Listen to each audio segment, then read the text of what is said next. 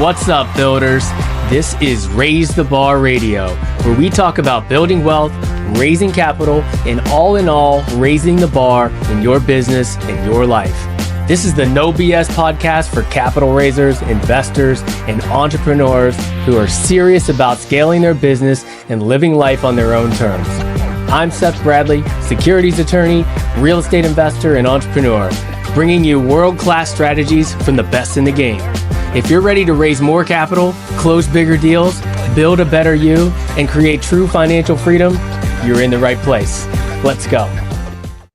Welcome, everybody, to another episode of the From Adversity to Abundance podcast. I am your host, Jamie Bateman, and I am pumped today. Today we have with us Mr. Seth Bradley. Seth is the managing partner of Law Capital Partners. Seth, how are you doing today? Doing great, brother. Good to see you, man. How are you? Yeah, I'm doing well. I know we got to spend some time together a few weeks back in the British Virgin Islands, which was not a bad place blast. to be. Yeah, It was awesome. For the listener who has no idea what we're talking about, Seth was one of the keynote speakers at a mastermind group that we went to and used as an excuse. You know, we used the mastermind as an excuse to enjoy Scrub Island, which was fantastic. So I got to know you a little bit on that trip, which was awesome. So, but for the listener who is completely unfamiliar with you, Seth, who are you and what are you up to today? Yeah, I mean, today I'm a securities attorney by trade, a real estate investor. We're doing, well, I should say we were doing. So, the commercial real estate market has slowed quite a bit, but just to kind of put it in context, I closed on 14 deals last year, 14 commercial deals that were all syndications or funds where I was a general partner on. And then, my background is in big law. So I worked in big law for about 6 years and then started my own law firm as a real estate and securities attorney. And you said it very clearly, but just to reiterate, those are not 14 deals that you put together as the SEC attorney, as the securities attorney, I should say, but as the operator, as a general partner or a general partner. So you're actively involved in commercial real estate investing. That's right. That's right. Yeah. And these are large deals. I mean, anywhere from, smallest was kind of small, like $2 million, upwards of a $76 million Class A apartment building in Nashville. I mean, they're, Wow. all ranges here. Yeah. Wow. That's awesome. Well, I know I learned a ton when you were speaking a few weeks ago, and I know we're going to learn a ton today about, real estate and funds and things like that. But let's jump back into more of your personal story. And before we get to, what you're up to today in depth, let's talk about some of the adversity you've been through. I know you mentioned to me before we hit record some about your background, but start us off. Where would you like to start, Seth? Yeah, I mean, I guess we can start it off at year zero. I'm a Korean adoptee. I was adopted when I was 3 months old. I was born in South Korea, but then adopted when I was 3 months old and adopted by a couple of wonderful people in West Virginia, in the middle of nowhere, West Virginia. I don't know if you're watching video or audio right now, but I don't look like I belong in West Virginia. We'll just put it that way. So when I got to San Diego, eventually people were like, "Oh, you're from here," right? Whenever they meet people, I'm like, "No, I'm from West Virginia," and they're like, "Oh, okay." That's not what I would have guessed, right? Yeah, I'm in Maryland, and my wife and kids and I, we just did a short trip a few months ago to West Virginia, and I don't remember seeing too many people who look like you, if I'm being honest. So you at 3 months old moved to West Virginia, right? Yep, 3 months old, was adopted by a couple of great people in West Virginia. Not the most diverse place. We'll just put it that way. Beautiful place, really nice people for the most part. You know what I mean? And we'll kind of get into that. But, a wonderful place to grow up, really. But there's no diversity there. So I went to a decent sized high school, maybe I think 1,500 kids. I was one of two Asians. I think there were two black guys that literally they brought in from Canada to play on the basketball team, which is crazy. And then there were no Hispanics at all. So I mean, there's like zero diversity. which you can imagine has its challenges when you're growing up as a child. Children just say whatever they want to say. It might have, they might have heard it from their parents, or it might just be, hey, I look different than everybody else, so you got to comment on it. I mean, I can see, those things. So if you're not used to being around diversity, then you're not used to it, and you're going to comment on it, especially when you're young. So, it was definitely a challenge growing up, but I think that, unlike some people, I used it as fuel, really, to kind of fuel my success and where I wanted to take my life. So, so it sounds like you dealt with a good bit of racism or something along those lines. And then this is me, just, correct me if I'm wrong, but I don't know when you learned that you were adopted, but I imagine that was also a factor, or a bit of adversity that you had to overcome. So what I'm getting at is, our guests, typically the adversity that we end up talking about, is it kind of ends up falling into one or more of three categories. And that's health, financial, or relationship. And so what we've talked about thus far is pretty much relationship, right? And so I guess really what I'm asking is, how about the adopted part of it? Was that a challenge for you as well? It actually wasn't, to be honest. Like, Okay. for me personally, it wasn't a challenge, because I think, I got lucky in a sense that my parents, my adopted parents, are awesome. Like, they're such incredibly good people. Like, Sure. they were awesome role models. They're white, so they don't look like me. So it's pretty obvious, to begin with. So, I mean, there was no point in trying to like hide it or something. So, but I, since I can remember, I knew that I was adopted, but it was always reinforced in my head that it doesn't matter. We love you just as if you were a biological son. And I remember that from the day that I can start remembering things. I don't know, 3 or 4 years old or whatever. So it was always kind of set in my head that I'm loved and accepted, and it was never, an issue. So I think, sometimes I talk about other Korean adoptees that are having a lot of issues as far as, belonging, and, they're kind of, in my eyes, complaining because it's just the mindset that I have, but they're like, they're just not taking accountability for where they're at and how they feel. That's one thing that where I had an advantage. Like, maybe they didn't get adopted by, the folks that I got adopted by, that's for sure. So, they definitely have a little bit of a harder road than I might have had. But, I was still dealing with the racism and, not looking like everybody else and that sort of thing. Sure. So before we get to really how what your mindset was, and how you approached that, the racism, can you illustrate it a little bit? I mean, not to drill down too far, but just, kind of what are we talking about here? Because certainly this is a topic that unfortunately needs addressing, still in our culture. So just give us a little bit more context as to what you were dealing with, maybe in high school or something like that. Yeah, I mean, dumb stuff, right? Like, and it develops, because when you're dealing with it when you're a kid, again, I don't like to say racism unless I really feel like it's racism. So I like trying to figure out, like, are you kind of ignorant to the subject, and you're just kind of, just saying stuff to say stuff, or it's just not, it's different compared to what you're used to? Or are you saying things with malice? Like, are you meaning it in a bad way, and you know exactly what you're doing? To me, there's a difference. A lot of people will say there's not, but for me, there is a difference. And I think maybe it's because I was around it so much growing up, I had to kind of decipher that. It's like, okay, am I going to get in a fist fight with every single person that does that? Or am I going to have to say, okay, this guy means this and this guy means that, and I'm going to fight this guy, not this guy? Like, I did get in a lot of fights, and, when I'm young, because you had to defend yourself and that sort of thing.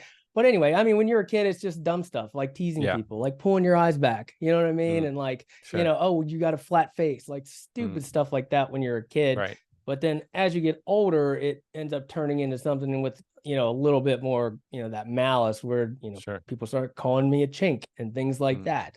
That's very offensive to me. So if you drop that word to me, we're gonna have problems. We're gonna have a problem for sure. Yeah. So it just, it really depends on, what stage of life, really. No, I appreciate you talking about that a little bit. I know it's probably not the most the most fun thing to talk about. It's not why you wanted to come on this show, but it does help us, just realize the reality of what was going on. So you had a loving environment, at home.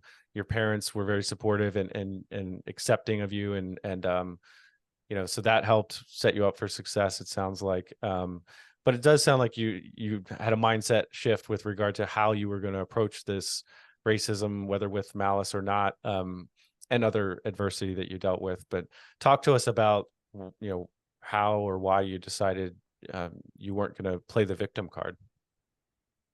Yeah, I mean, I don't know if it was ever even an option in my head. Like I've just always been accountable and self-sufficient and always wanting to handle things on my own and not having to say, well, I can't do this because of that or because of that person or this person or, Mm-hmm. it's just, I think a lot of people use that as an excuse and it doesn't get them anywhere. Whether or not you actually have a legitimate excuse is not really the argument. I Mm-hmm. mean, some people have quote unquote privileges that other people don't. That's just life. Mm-hmm. You're born with more Sure. money. You're born with less money.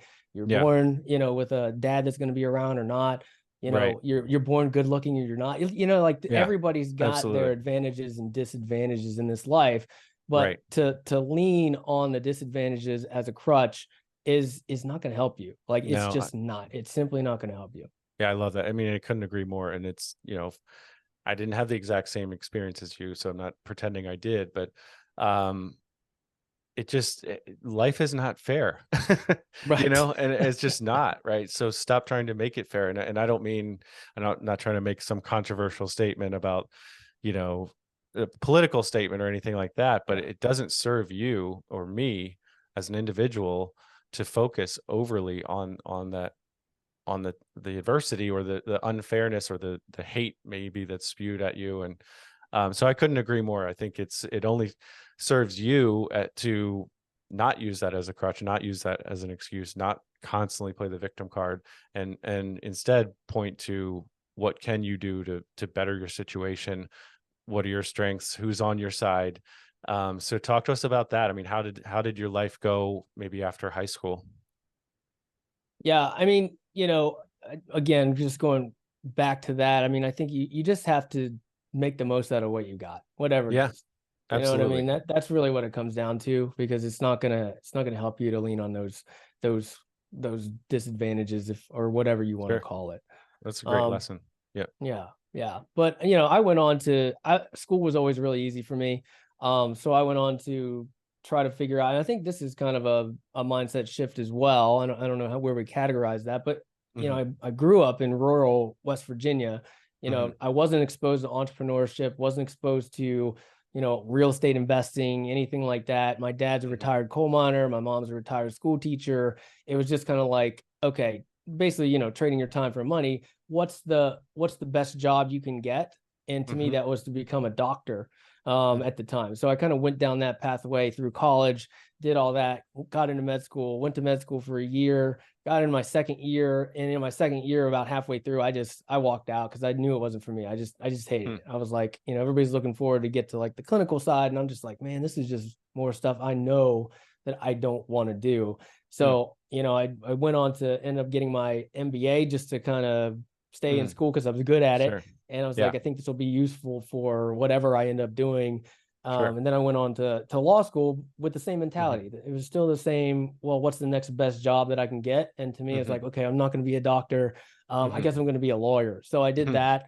Hmm. Actually did really well in school, law school, and got a big law firm job out of there, and kind of went down Hmm. that pathway. And I think that's when, not that I didn't have the entrepreneur in me before, I think I've always had it, but I Hmm. started kind of looking around and I was exposed to business people, exposed to real estate investors, seeing what they were Hmm. doing, representing them as clients. And that's when the light bulb really went on. And I started thinking, okay, I don't want to be a vendor. I don't want to be necessarily an attorney. Not that I didn't like it, but what I want to Hmm. do is own equity in these. I want to own these properties. I want to Hmm. run this business. And that was kind of when the light bulb went on, and I started Love exploring that. those avenues. Yeah. So just briefly, what was it that drew you to becoming a doctor at the time? It sounds like you did well at school, so you just thought you should get a high paying job. That maybe those are my words, but Yeah. why did you initially go down the doctor path? Yeah. I mean, I think it was a combination of money potential Mm-hmm. and achievement. It was just kind of, to me, it's like, Mm-hmm. I didn't have necessarily a passion for anything when I was younger. So it's like, okay, Sure. well, okay, what's the best pathway then? Sure. And to me, it was just to become a doctor. I think Yeah. a combination of money and just, prestige and achievement, that sort of thing. No, it makes sense. And it's easy for us to sit here and look back and say, why did you make that decision, Seth? And, it's, Yeah. I didn't know what I was going to do it even after college, so, Yeah. Yeah. It's funny um, when you're like 18 to 22 years old and you're supposed to decide what you're going to do for the rest of your life. It's like, sure. I'm just Absolutely. chasing girls and trying to live, Right. trying to live Yeah. my life. Yeah. No, if my kids will listen to me, I'll tell them, just get a business degree or something. If you're, if Yeah. college even makes sense, to be honest, but, um, people change careers so often these days anyway. It doesn't make a lot of sense to lock in at that young age. But okay, so then you pivot, go to law school, and then, or you get your MBA, and then you go to law school. Is that right? Yep. Got it. And you do well in law school, and then you get an attorney role. So how did that go? Yeah, I mean, it went well. I mean, once I got into a big law firm, my idea was just to kind of go down that traditional path and become partner, bill Hmm. whatever hours, do whatever you got to do, Hmm. bring in clients, kind of go down that traditional pathway and just become a partner, whatever it takes. Sure. But along the way though, I started investing in real estate. I mean, basically the first paycheck I got started going towards a mortgage payment on a duplex that my wife and I Mhm. bought and house hacked into. We lived in one half, Nice. house hack the other half, and that was kind of our first rental property. Still own that today. And Such a good way to such a powerful way to get into real estate investing. It's fantastic. absolutely, it's basically free. I mean, Yeah. you put 3.5-5% down at the most because it's owner occupied, Hmm. and then hopefully the other unit or units pay Hmm. your mortgage and pay your other expenses, and you're living there for free. It's Yeah. crazy. um Absolutely. No, I used to yeah. always listen to the Bigger Pockets podcast, and some things I don't necessarily now buy into as much as I used to, but that is one thing that they used to promote that I still think is, if you can do it, such a fantastic way to really launch your real estate investing career, if you will. The best way, if you're young and you've got flexibility in where you live and what you're willing to Hmm. do. I mean, house hack into one, live in it for a year or two, house hack into the next one, and do that for Hmm. five years, and now you've got 5 cash flowing properties, and that's a pretty dang good start to your Absolutely. career. Yeah. Yeah, for sure. And then time is on your side as Yeah. well, which is awesome. So, okay, so how did your career go at the big law firm? Yeah, I mean, it went pretty well. While my head was kind of still in the game, Hmm. as far as having to bill 1,000,000 hours, and you've got 1,000,000 bosses. Like basically everybody that's got one more of experience over you at a big law firm is your boss. I mean, Mm. Hmm. in one way or another. So it's kind of a ridiculous thing that they have set up, but it's it. I did learn some lessons while I was going through it. Hmm. Got tons of good experience for sure. But one was I really started seeing kind of the senior partners, the managing partners, the Hmm. guys that really quote unquote made it. Yeah. Um, they're still, they're in their 60s, Hmm. some in their 70s, and they're still like in the office. And I'm just like, what are these guys doing here? I mean, they're making it Yeah. over $1,000,000 a year, and they have been Hmm. for a long time, more Sure. than likely. And it's like, all right, well, you've made it. Like you've made your Yeah. money, you've Like, done what walk you away. needed to do. Like, what are you still doing here? And they're like, Sure. they're just hanging out at the office, not hanging out. They're billing hours, but they're like, Yeah. they're not in a hurry, let's say, to get home. And I Mhm. think whenever you get to that level of success in a law firm, for the most part, it's really hard to keep up your kind of your social responsibilities with your Mhm. family and your friends, and kind of keeping Mhm. balance, quote unquote, with the other things. And you end up being really good at it. You end up being really good at being a lawyer, I think. So I think you get kind of a good Mhm. feeling from it, but Sure. then it just becomes your life. And I just saw that as, if this is success, if I stick with this, then I don't Yeah. want it. And that was Sure. kind of the first pivotal moment where I'm like, I saw what success looked like if I continued down this path, and it wasn't something that I desired any longer. So that was the first thing. And the second pivotal moment for me in a law firm was Mm. really these clients that were closing all these deals for. They were regular people. You know, they're taking down 10 million, 20 million, $50 million properties, and they're just regular guys, right? Like they're not these, I don't know, crazy like real estate moguls or whatever you kind of envision when you're growing up these people to be. They're just regular people. And that's when that mindset started to change a little bit. I started thinking I can do this. And then I started investing in bigger and bigger properties passively into syndications, and then kind of working my way to the active side as well. That's awesome. So yeah, basically it sounds like you were able to watch and witness firsthand what you didn't want to become, and then what presented the other option of what you might want to become, or you saw basically what you didn't want to do and what you did want to do from that same position at the law firm, it sounds like. So I actually haven't heard anybody frame it that way, but that's right. That's exactly what that is. That's awesome. Yeah, you have to update your bio sheet for sure. Make sure you quote me on there. No, I'm kidding. Got it. No, that's yeah. Hey, the host we can have revelations, both of us on this show. There we go. So okay, so now what was your next phase? How did that part of your career end? Yeah, so I just kind of continued along that pathway and got more and more interested in growing the real estate business, getting involved on deals. My wife and I actually own 2 gyms right now as well. So we started that business, and I got unceremoniously shown the door, involuntarily, we'll say, because of my mind just wasn't there, right? Like my heart wasn't in the job anymore. I wasn't focused on billing 2,500 hours a year anymore. My mind was on real estate, my own real estate, not my clients' real estate. My mind was on running, businesses and becoming financially free and eventually leaving this job. So it just, my mind wasn't there anymore. And in looking back now, of course, at the time I was taken back and I was like mad and, sad and whatever else. Ego takes a big hit. It's a big ego hit. For sure. And, now looking back, I'm like, yeah, I probably deserve that, Yeah, I can relate a little bit. I worked for the federal government for actually 14 years for the Department of Defense after I was in the military. And for the second half of that 14 years, so the final 7 years, up until last March, I was building my businesses and working part-time still with so probably 3-4 years in, it was like, now granted, it's a lot easier to keep your federal government job than it is your attorney job, but I just wasn't there. My mind was not there. I was not there at all. And I wasn't the best employee at that point, toward the end there. So it became very clear to me that I needed to quit. So that's what I did. But anyway, I know exactly what you're saying as far as just your focus isn't there, and you're focused on, honestly, on bigger and better things as far as I'm concerned. So in taking ownership of your situation, taking control of your financial future. So after your bruised ego, healed up a little bit, how did things progress from the entrepreneurial side or investing side? Yeah, I mean, it was, that was kind of an abrupt end to that chapter, but it was still lingering, I would say. Like obviously a big hit to the ego, and initial reaction was a little bit of panic. It was like, oh no, what do I do now? Like I need to replace this income immediately.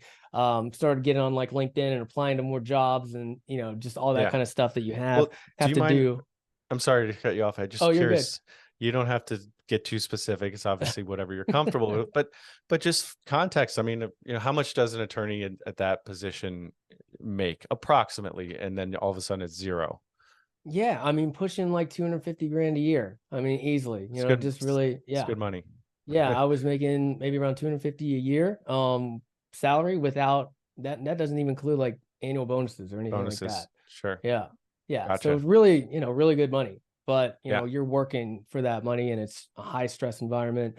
And your days are numbered if you don't produce. So, but yeah, I mean, it's a big drop, right? You go from that to zero. Nothing. Or whatever kind of little income that I had from the real estate and all that kind of stuff. Sure. It wasn't little, but it was little compared to that.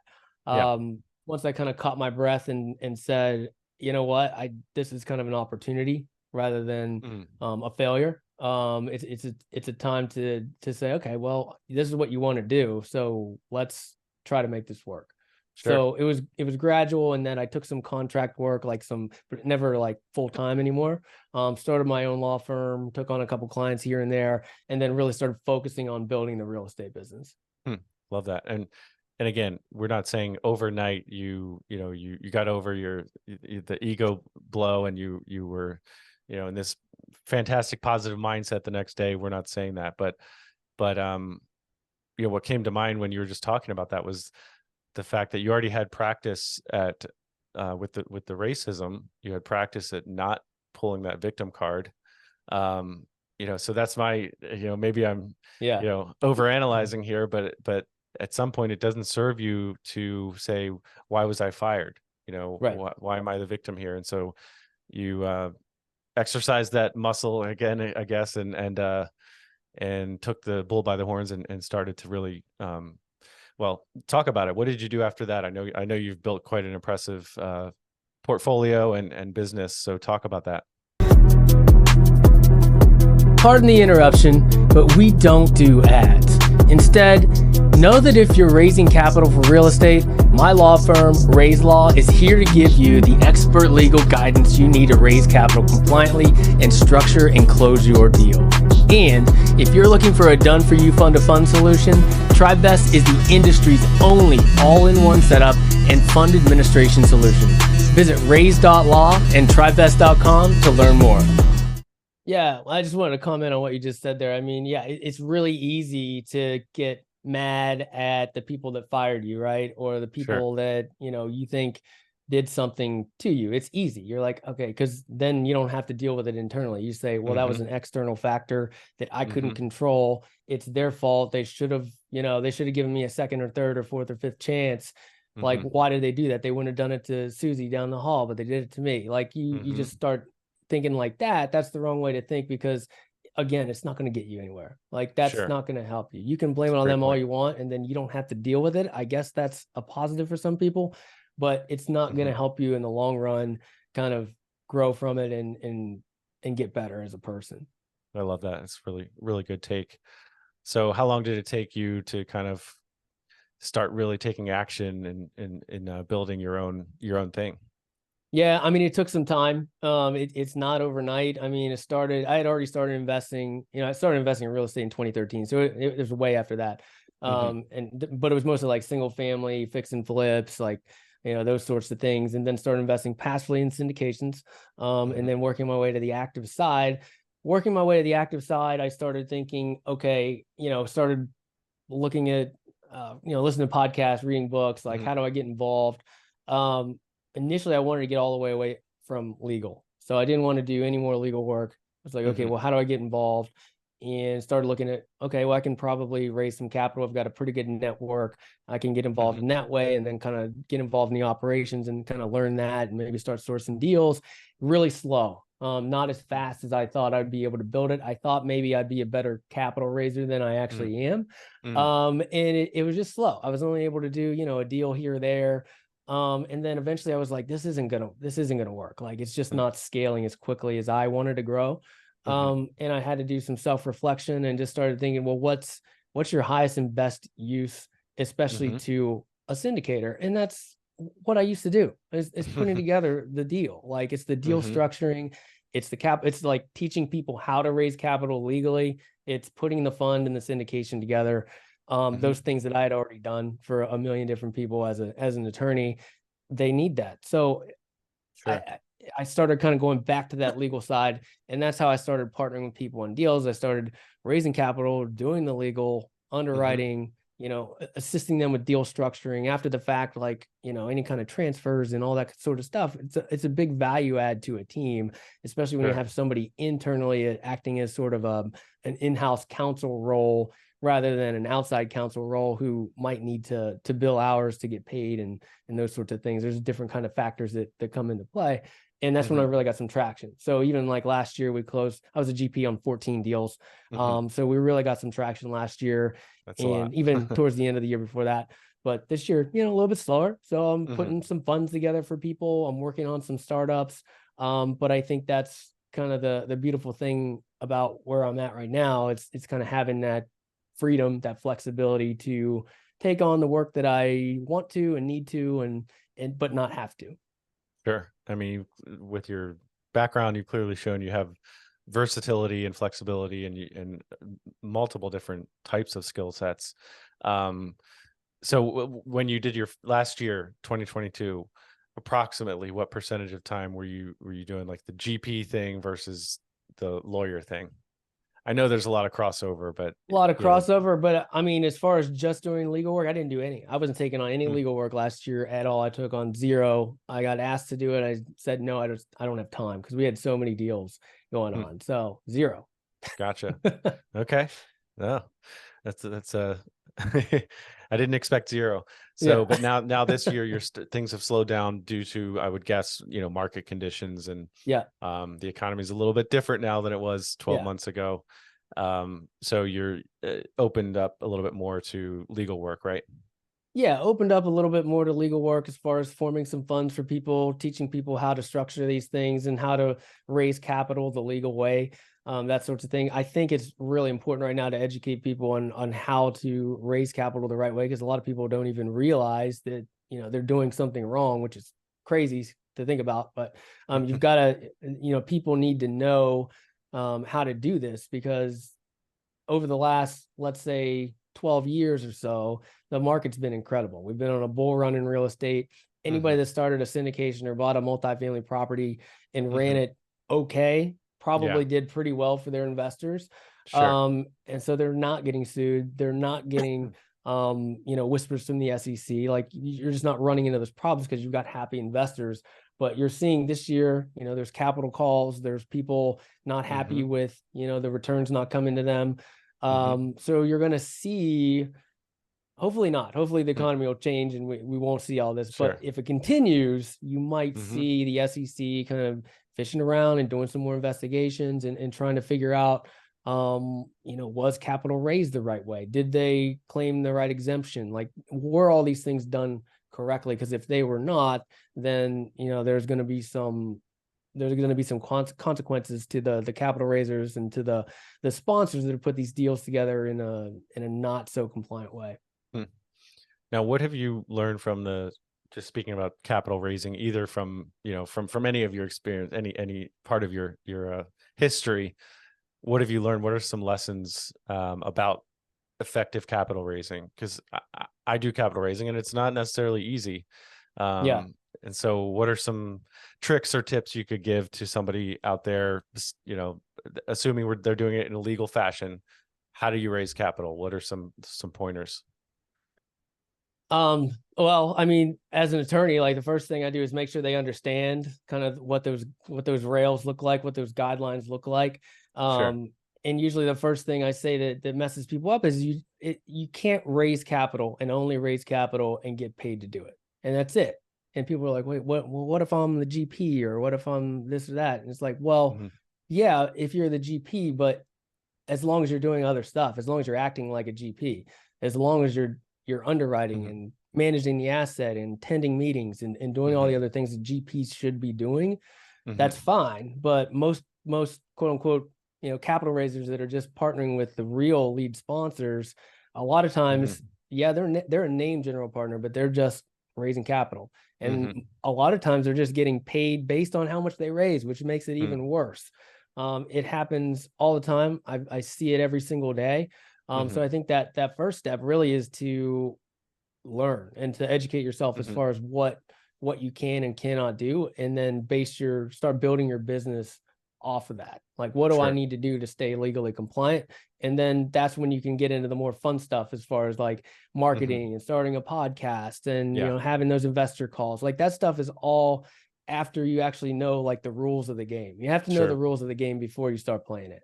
No, that's a great way to put it. So once you've established those guardrails and the rules of the game, then what? I know you have your podcast, and has that been a key factor in your ability to raise capital?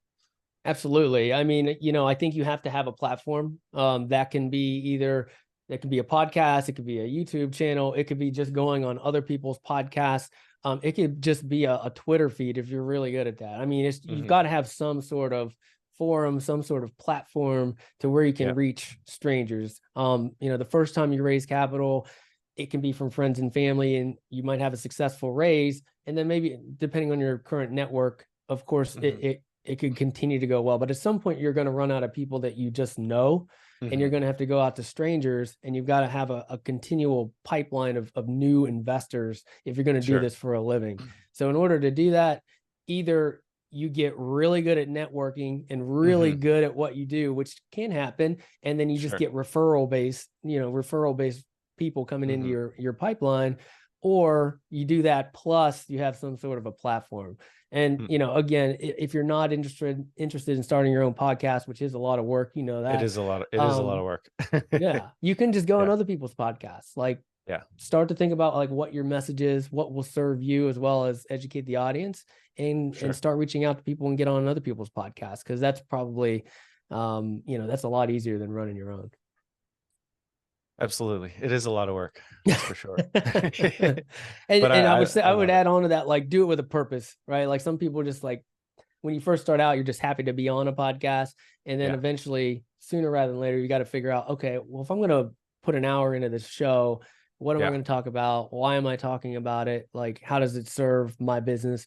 Just so you have a purpose. And a lot of times it might just be as simple as creating a lead magnet, so you can get leads into your funnels and start that email relationship with people, and eventually, get them on a call, talk to them about their investments, and then send them a deal. So you just kind of got to get all that laid out. Absolutely. No, we haven't talked much on my show about starting a podcast, running a podcast. But I heard something like 15% of the 4+ million shows that are out there actually have produced content in the last, an episode in the last 60 days, something like that. So most people quit. They start a podcast and they quit, or they just let it die. So speaking to what you just said, you need to know your why behind the podcast as well. So makes a lot of sense. So from a business standpoint, because let's be honest, most attorneys maybe aren't the best at running a business. And I know it's not just the real estate. I know you have the 2 gyms with your wife, like you mentioned. What surprises have you dealt with as far as becoming an entrepreneur, running your own business, multiple businesses? What's challenged you more than you expected? Just so as an attorney, you're kind of trained to assess risk and figure out where that risk comes from and try to mitigate that as much as possible. And that's, that's always a good strategy. But when that happens, you also become very conservative, right? Like you're very risk averse. You're conservative. You don't necessarily want to take risks, and especially for your clients. So it's the right way to be as an attorney. But as you kind of venture out into the business world, and now I'm kind of in a startup world, there's a lot of risk. There's tons of risk, and it's almost championed to be able to be a risk taker as an entrepreneur. It's something you have to deal with. You have to every single day. You have to deal with risk, whether it's spending time on something that might turn into nothing, or risk as far as I think the biggest thing is okay, I'm putting all this time and effort and money, but is it gonna pan out? I don't know. It's like there's just an appetite for risk that you have to have in entrepreneurship that you might not have to have if you're in a W-2.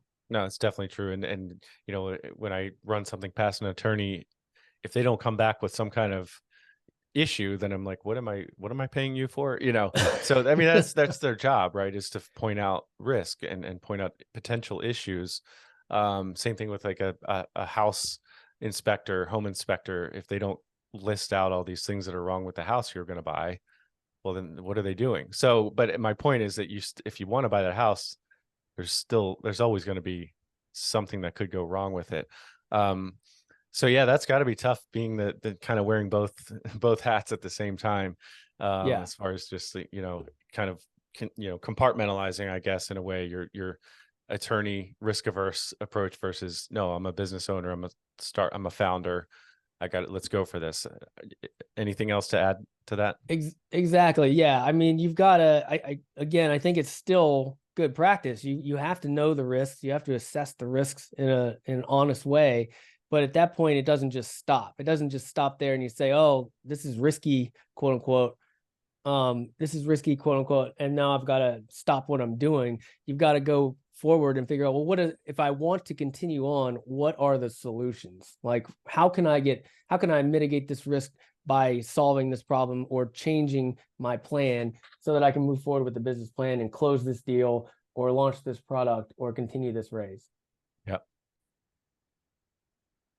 All right, Seth. So as we start to wrap up here before we get to our rapid fire questions, we've talked a good bit about some of the adversity that you've overcome. Let's talk about abundance, what that means to you and what that looks like in your life today. Yeah. I mean, when I think about abundance, I think about freedom. Like, I think some people translate abundance to money, but to me, even money represents freedom of time, freedom of, who you want to spend your time with. I mean, it really comes down to time, right? Like, people break down the freedom of time, freedom of money, freedom of location, but I think it really comes down to time and the flexibility that you have. We were chatting before the podcast. It's like, I work more now probably as an entrepreneur than I ever did, even billing 2,500 hours a year as an attorney. But it's totally different. It's not as heavy because I know I'm working towards my goals. I'm working for myself. I'm doing what I want to do, rather than somebody else telling me what to do. It's just a totally different thing. And when you evolve your businesses to the way that you want them to be, then it doesn't really feel like work anymore. So, I mean, for me, it's the overcoming the adversity to abundance was just taking that accountability and turning that into my own businesses and how I handle things myself, and being able to translate that to this abundance, which for me is flexibility of time. Got it. That's a great answer. Awesome. So I've got some rapid fire questions for you. You ready? Ready, man. All right. What is one thing that people misunderstand about you, Seth? Ooh, that's a tough one. I think that I care. That sounds kind of weird, but like, I think that I come off a little bit aloof or stoic. Sometimes it's a little unemotional, but it's just kind of how I've trained myself to be. But I am thinking, I am caring, I am listening. It's just a lot of times as an entrepreneur with a ton of different businesses and a lot of different moving parts, I tend to not let things affect me on the exterior. I'm chuckling because I can relate. So yeah. What's one of your biggest failures or regrets looking back at your life so far, professional career, something you'd like to do over? Yeah, I mean, I don't like that because I think we've always, we become the people that we're supposed to become, and we've become that person because of the things that we went through. But I mean, if I had to put it on anything, med school was definitely a mistake. Just going to med school. Yeah, I mean, it wasn't for me. I did it for the money, the prestige, really like all the wrong reasons, right? And it doesn't serve me now. Being an attorney at a big law firm, my law degree, like my MBA, like all that stuff serves me still today. The medical stuff, it's so unrelated to what I do now that it really doesn't serve me any longer. Doesn't help you with the gyms and the fitness stuff at all? It's so far in the past, man. It's Gotcha. If you could go back and give your 18-year-old self some advice, what would it be? Get help, get a coach, get a mentor, to help you even work through the idea. Cause I always wondered, like, I always questioned, like, what do I want to do? Like, I knew that being a doctor wasn't necessarily it. It was just the best thing at the time. So I think if I would have been more open to finding a mentor or a coach or somebody that can kind of work through those questions that I had, I might have gotten the right direction sooner. That's a good answer. I can relate to that one too. If you were given $10 million tomorrow, what would you do with it? I would put it in passive income vehicles for sure. Something with hard assets, real estate, because I know real estate. The only time I've ever gotten in trouble with investing is when I invest in something I don't know. I've noticed that pattern. It's when I get involved with something I don't understand and it's just kind of that shiny object, I've learned that lesson, and now I know what I know and love, and that's real estate. So it's either real estate or it's real estate related. So if I had 10 million Hmm. bucks, um, passive income vehicles for sure in real estate. Got it. Awesome. What is a challenge that you're facing right now in your business life? Um, yeah. So like this year, my business has changed a little bit to where I'm taking on these kind of leadership executive roles with startups. I'm involved with 3 right now. So it's really kind of stretching my mind Hmm. as far as, again, going from attorney to the attorney mindset to like an entrepreneurial mindset Hmm. to now like a startup entrepreneur Hmm. mindset, totally different because we're talking about kind of these, when we're looking at a real estate asset, it's like, okay, we know what the rent is now. We know where we think we can get to the rent to. We know what the Hmm. expenses are going to be, and then we can build a pro forma projections based on that. When we're Sure. dealing with startups, it's like we Yeah. might have this product or we have this idea that we're going to turn into a product which we haven't done yet, and we think that we're going to hire these 10 people and raise this much money and sell this many of those things in this amount of time. It's just so Hmm. speculative in my mind because I'm used to dealing Sure. with hard assets that it's kind of wrapping my head around that. But I do love the excitement of it. I love the Hmm. idea of like, 100x multiples and Hmm. crazy things like that. Sure. Yeah, absolutely. You can certainly lose money in real estate, but you've done so many deals now. It's essentially the same thing over and over with different variables, but yeah, startups, that's a whole different world. What types of startups are you involved with, if you can talk about it? Yeah, one is Clavis Technologies. So it's Okay. actually eventually is going to be an end-to-end residential real estate transaction platform. But Mm. for now, we're really working with working on an automated system that will replace a transaction coordinator. Mm. That's really the idea, right? So transaction coordinator kind of they send papers from one person to the next and get these Hmm. signatures and then a document repository and all these different things that can be done electronically. And Sure. we've been able to find a way to build an AI based Mm. program that learns and communicates with all the different parties. And we're ready to go to private beta here in the Hmm. next week. Wow, that's awesome. I don't know how the getting everything dealing with the townships doing recording, that's a different challenge, but Yeah, and I should definitely mention another one, which is I'm yeah. working with TribeVest, who is not it Yeah. is a startup, but they've been in business for a while now. But this probably resonate with your audience because Yeah. we talked about kind of raising capital and the Hmm. SEC issues that come up whenever you raise capital the wrong way, right? So Sure. people tend to use this co-GP model where you've got these capital raisers that come in, they raise capital and they don't do anything else. Well, guess what? That's illegal. You're not supposed to do that. But Hmm. it's cheap. It's a cheap way to do it. The better Hmm. way to do it is a fund to funds model Hmm. where this capital raiser has their own fund that they raise capital for. And then they come into that target company or that lead sponsors deal as a limited partner. The problem with that model is it's expensive, right? Because then you've got this top level lead sponsor that's putting together a Hmm. syndication. And then you've got each fund manager that has their own fund that Hmm. has it's another syndication. So, Sure. if you got 5 capital raisers, that's 5 plus 1 funds. It's expensive. So Sure. we're working on a product to make it much, much less expensive and really automate the process in the meantime, because you probably know as well as any with all the interviews Hmm. you've done that this is the way that it's going, right? Like trying to figure out where the expensive bottlenecks are and where Hmm. technology can replace it. There's the companies out there already like that are doing this in the startup world, like Carta, like Angel List, places like that are automating Hmm. securities documentation and the process and the raising capital process. And we're taking that to the real estate world. Hmm. And that you're doing that with TribeVest, right? Yes. Got it. That's awesome. Um, Fantastic. How about, I don't know if we've talked about any books. Do you have a book or two that you could recommend for my audience? Right now, because this is a little bit outside of what I typically read, but The Lean Startup by Mm. Eric Ries.